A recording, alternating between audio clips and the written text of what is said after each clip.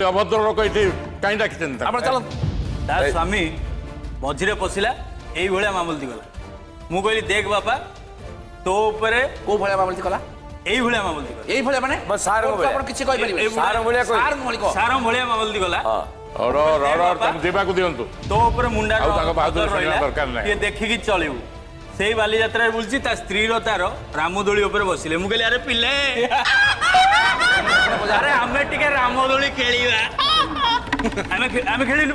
ଆମେ ଗଲୁ ସିଏ ଉପର ସେକ୍ସନରେ ବସିଛି ଆମେ ତା ତଳେ ବସିଛୁ। ଠିକ ରାମଦୋଳି ଯେତେବେଳେ ଟପ୍ କୁ ଗଲା ଫଟ କିଣି ଡେଇଁଲା ସେପଟୁ କିଏ ଠୁଣୁ ଡେଇଁଲା ସେ ରାମଦୋଳିରୁ ଠୁଣୁ ଡେଇଁଲା। ତାପରେ ମୁଁ ଧରି ଆଣିଲି ତା ସ୍ତ୍ରୀ କି ମାଇଲି ଗୋଟାଏ କିସ୍ ରାମଦୋଳି ଉପରେ ତା ଶାଢୀ କି ଟାଣିକି ସେଇ ରାମଦୋଳିରେ ବାନ୍ଧିଦେଲି। ତଳକୁ ଓହ୍ଲେଇଲା ସେ ତାକୁ 3 ପିସ୍ କରି କାଟିଲି। ତା କଲିଜାଟା କାଢି ଆଣିଲି।